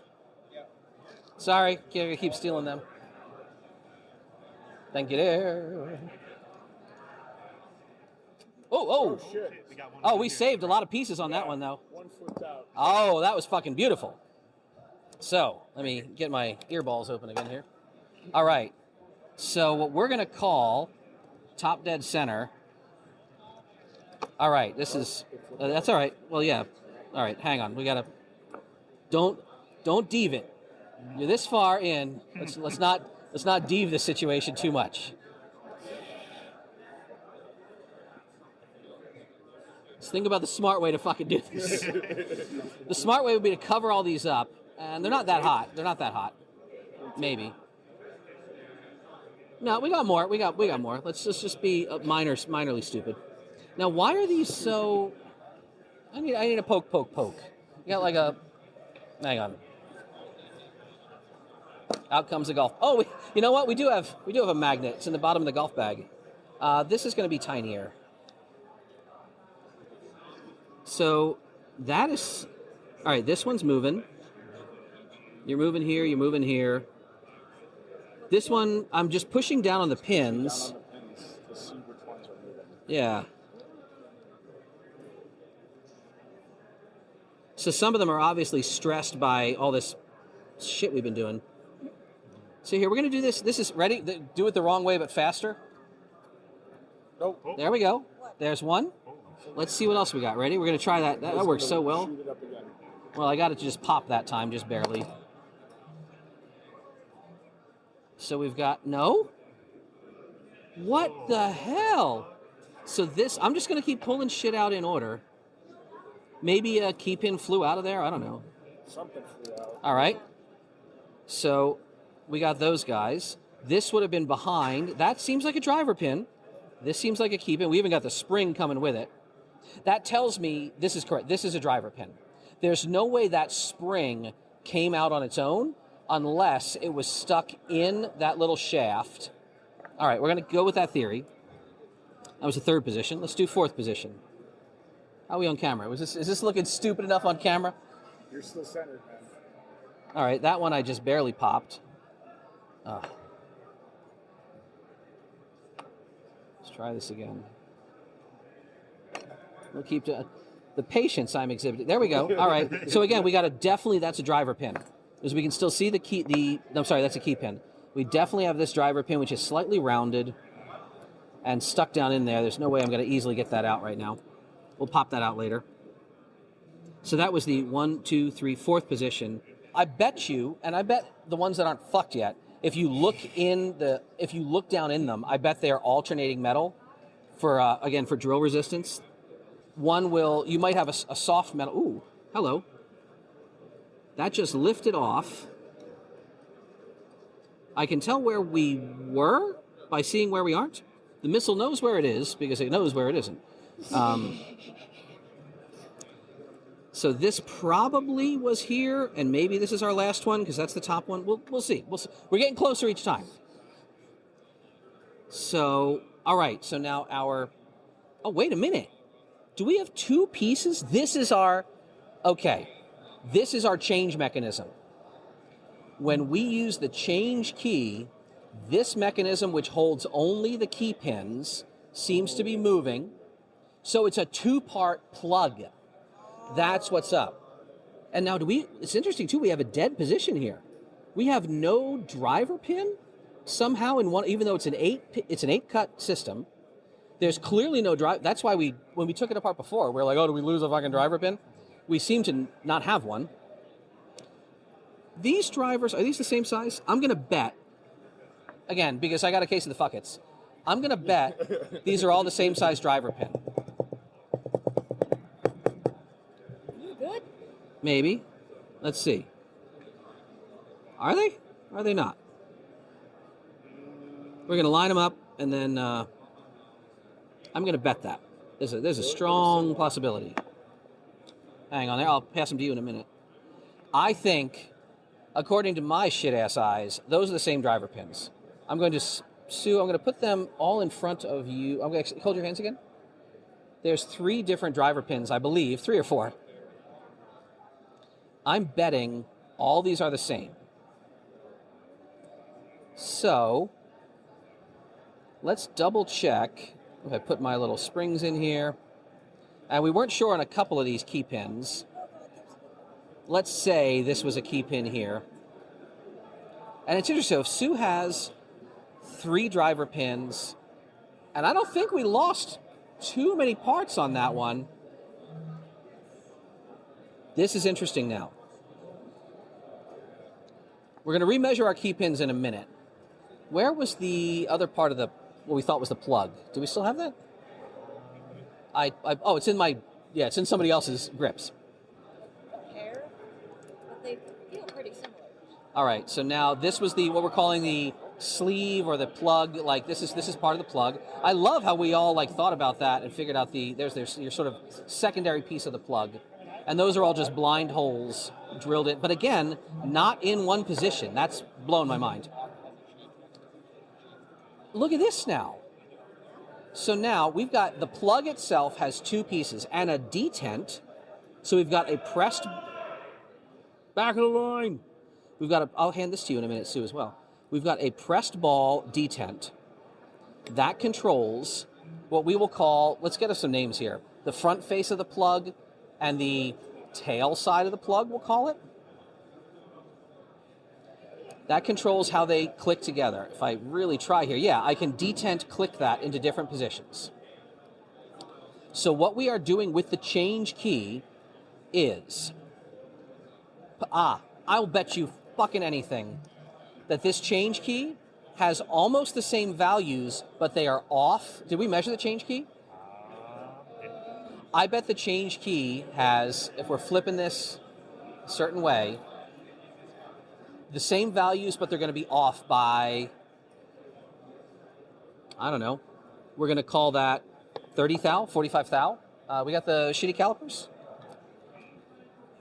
I bet that's 45 thou, which would be 3 cut depths. Ready when you are. Oh no, that's 60 thou, so that's going to be 4 cut depths. I wonder, so imagine this. Can I grab a piece of paper? Yeah, absolutely. New one? Yeah, fresh and a backside of one.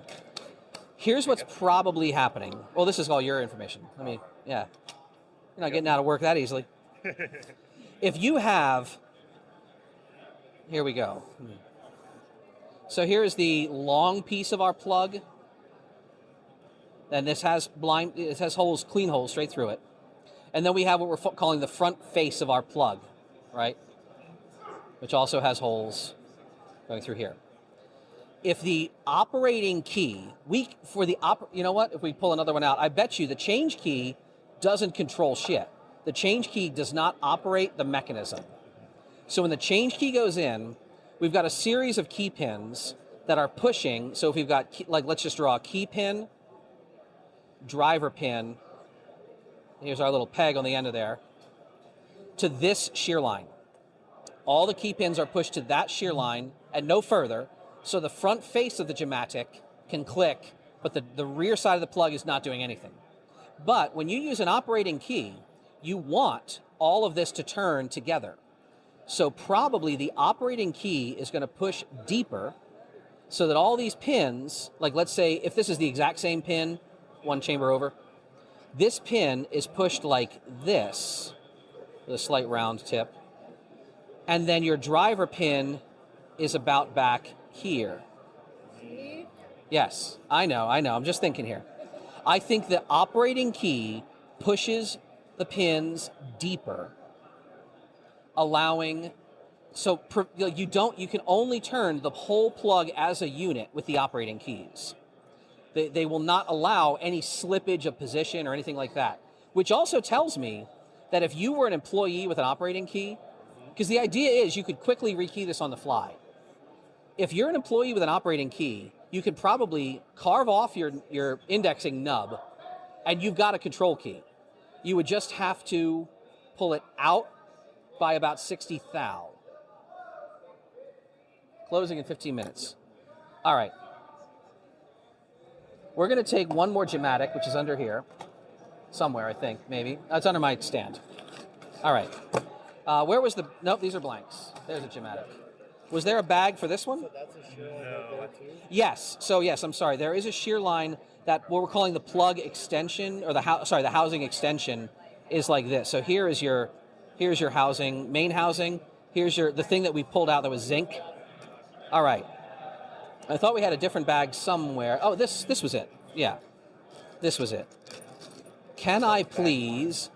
yeah, Sue, if you want to dump what you have in that bag, we're going to try, knowing what we know, to be maybe a rogue employee. Thank you for that. I bet we can take a gematic operating key and make it behave like a control key.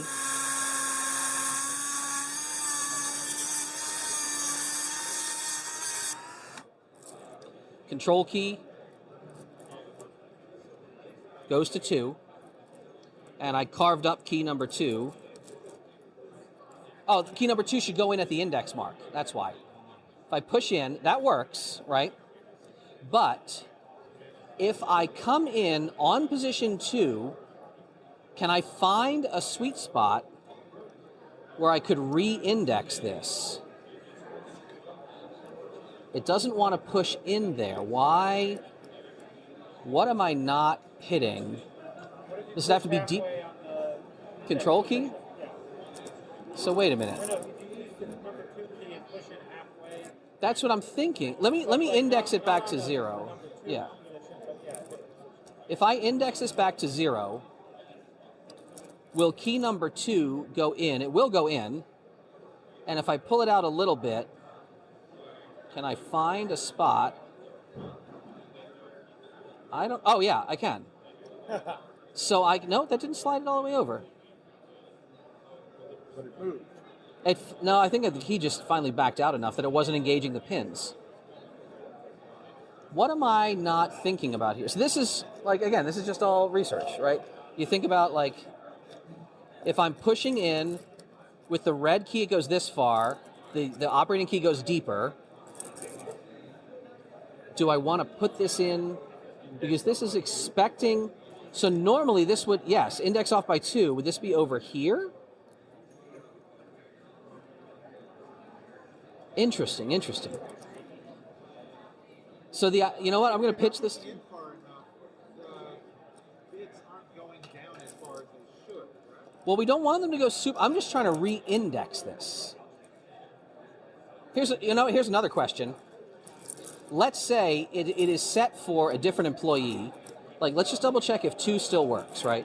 If we put this on employee number 2, and employee 2 comes up with their key, they can stick it in and they can operate it, right? If the boss comes along and re-indexes this one more, can employee number 2 come when it's not their shift and come on position 1 and operate the lock? They can't seem to. So we might actually have... Can they do on position 3? Can they do on position 3? Is it over by... No. There's got to be something that I'm not seeing yet. I'm going to keep playing with it. I'm not actually sure. The control key is as long as like all these weights, right? It's not 60 thou shorter, right? That's an interesting question as well. No, you're good. I'm not sure. So your left hand has the control key, and your right hand has the key number 2 that I've carved off the bit, the indexing bit. Is it possible that that super deep 7 would have been in that dead zone? So basically, which is true. It is true on a, where's a pen? On a, I think standard tubular bitting is, if you have the deepest possible, like, it would be a longest cut, right? That is a pin, imagine it's very proud of the surface here, that's not supposed to move at all. Basically, it's never supposed to push in further. So that would make sense that there is an unused, but then, fuck me. If that position, because we're only moving these around, the 7 would have to kick out further than this. Yeah, we're not gonna end the day with an answer here. But again, we're gonna play with this some more. And hopefully, like, you can look on eBay for Otis Gematic, or not Otis Gematic, Otis never used it, Fort Lock Gematic. You can find these. They're not crazy expensive. Try it, knowing what you know, and knowing what, like, whoever's watching later knows. I feel like such a bullshit, like, camera guy. Knowing what we just played around with, see if you can figure out what the hell is actually going on, why there's a goddamn dead chamber is amazing. I'm also going to see if I can pull some pattern diagrams. That's usually the kind of thing you would do way earlier in this process. That's like even before the flask. It seems like it. Yeah. Any value? Can't hear you? Any value to trying to use the to check it out? Let's see. Let's see how easy you can pick it. I didn't see any anti-pick elements. That's a good point. We never even did that. Oh, it's freaking uneven. I'm like, what am I pushing on? There we go.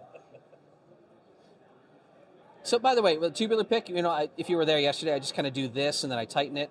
First thing I always do is just go. Oh, there we are. Why can't this pick go in the lock right now? Because it has a center. There's no center. There's no notch in the center. So I'm going to have to actually remove my center pin from this pick. Which there's a proper way to do it, and there's the Deve way to do it.